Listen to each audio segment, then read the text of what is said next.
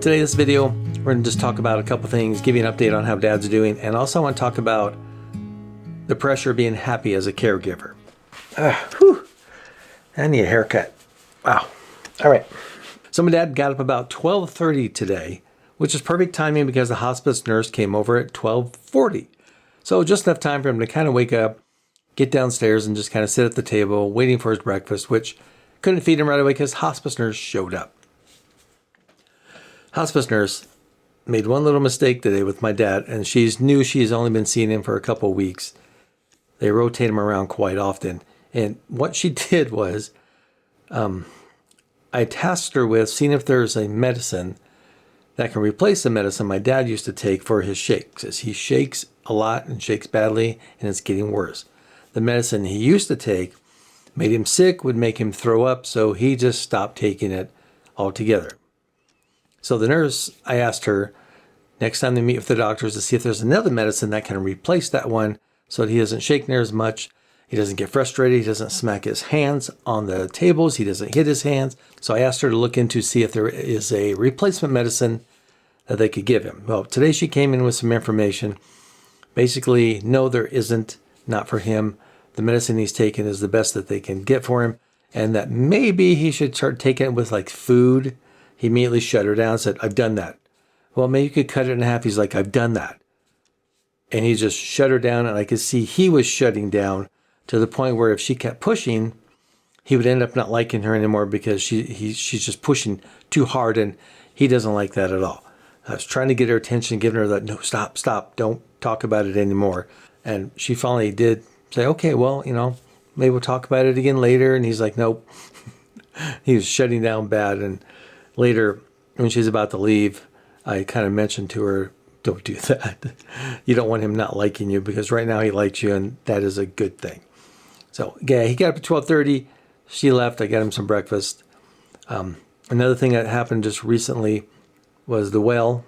Still having some issues with the well. Won't go into deep details on it, but this relates to another story I'm going to tell you about. There's a deep well pump that pushes the water, pulls the water up, and puts it into the tanks so that the pressure pump can push it into the house. Well, some reason it didn't turn on, so when I turned on the faucet, there was no water, and then some silt started coming out. So I'm like, "Oh, great, now we got something else wrong." And he noticed that too, and so I went out and checked things out. I figured out a solution for the problem, a quick remedy, until we figure out exactly what the cause of the problem is, because we're not sure yet what's going on, why it's not turning on. A couple ideas, but so I got the water filled back up, and we were fine. And the whole day, not the whole day, but a few times that day, he walked out. Wait, no, it wouldn't have been that day. Sorry, it was the previous day. That's right. Previous day, because he didn't get up till 12:30. Thank you for catching me on that point. So the day before, we had the well issue. So he went out to the well house 3 or 4 times, walked out there. Only one time did he use the walker or anything to assist him. I think he said he used a broom, which doesn't really do much. Well, he's talking to the nurse, and he's saying, "Well, I just can't walk anymore." And I'm like, "What do you mean? You walked to the well house like 3 times yesterday." And he's like, "What do you mean?" Like, "Well, you walked to the well house, so don't say you can't walk when I've seen you walk several times out to the well house," which I think I said is like 30 yards away. So he can walk when he really, really wants to. But I think sometimes he gets a little dramatic, and when someone's kind of feeding into that, he kind of throws more things out to get that response back from them. So that was kind of interesting.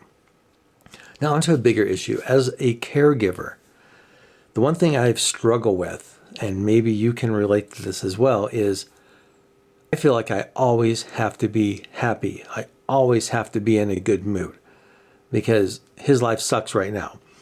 He can't do the things he used to do. He can't go out and hike. He can't go out and explore. Driving is a task for him.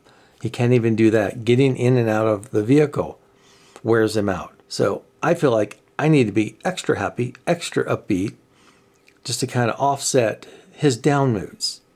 And it wears on me. Have you ever tried to be happy all the time? Try and make jokes, try and tell fun stories, or just always be smiling and in a good mood. It's not as easy as it may seem. They tell you all you have to do to be happy is, well, why don't you just be happy?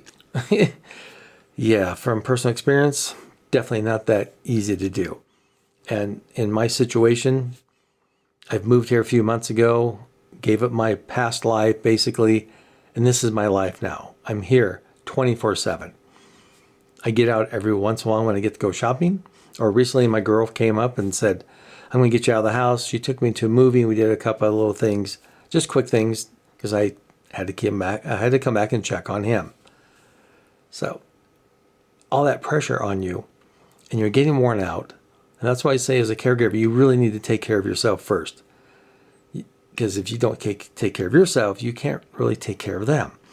So again, I've got to be happy, even when I don't want to be. So when my girlfriend left, I was sad because I love her and I want her to be around. But she left. She had to go back to her life, which is about 5 hours away from here. And so I was a little sad, but could I show that to anybody? No. I had to be happy. I had to be in a good mood. I had to be upbeat. And it will wear on you. And some days it wears on me quite a bit to where I just go to bed and I'm exhausted. I just fall asleep. And so, again, as a caregiver, there's things you got to do. Some things you just don't feel like doing. You just don't have the energy. But you got to do it. Because what else are you going to do? What else is expected of you? You need to take care of yourself, but your priority should be yourself, but you can't do that all the time because you're thinking about the other person. And you don't want them to see you down because a lot of times that makes them feel down and a little sad as well. But their life is already tough the way it is. When you have Parkinson's, like I said, my dad, some days he has a difficult time walking. His legs would just freeze up on him, which is common. Or his hands would be shaking like crazy. He no longer has me feed him, which I'm not sure why on that yet. So he'll try and feed himself, but when you're trying to feed it and he will actually slam his hand on the table. So if I come across sad or not happy, he might misinterpret that thinking, well, you don't want to be here, you don't want to take care of me, and he'll get sad and he'll get down and possibly get depressed, and then I have to deal with that. And I don't mind dealing with it because I love the guy, but it's really taxing. It really wears on you, your soul and your body and your mind, and you're just always having to be in a good mood. Okay, enough ranting about that. Get back to my dad. The rest of the day was pretty calm, pretty basic. And then the caregiver came over 3 or 4 hours later. She was a little bit early because she said all her patients that she takes care of are dying. So she's losing people, which is kind of sad and kind of weird in some way. But she comes over to take care of my dad. And what she does, she bathes him, dresses him. Sometimes she'll help him get into bed because he's usually tired after his shower, give him some oxygen and stuff like that. But she came back downstairs and talked to me before she left that he was really confused. He wasn't sure what was going on, what they were doing, where he was at. He just seemed to be a little bit out of it, which was interesting because previously he was fine. The hours before she showed up, he was fine. So she left with that, and then I started paying attention to him the rest of the day. And he was a little bit off, a little groggy, wasn't speaking real clearly or real well. Parkinson's patients, a lot of them, I've mentioned this before, they talk really low. But this was different. This was almost like it was a struggle, like it was difficult for him to speak. So something else I got to keep an eye on. I'll keep you guys posted on all that fun stuff. That's all I've got for you guys today. It's getting pretty late. I need to go crawl into bed and rejuvenate after the last weekend with issues with the will and just worrying about him all the time. All right, guys, thank you for joining me. I hope things are going well for you. If you have questions, comments, you know what to do. Leave them in that comment section.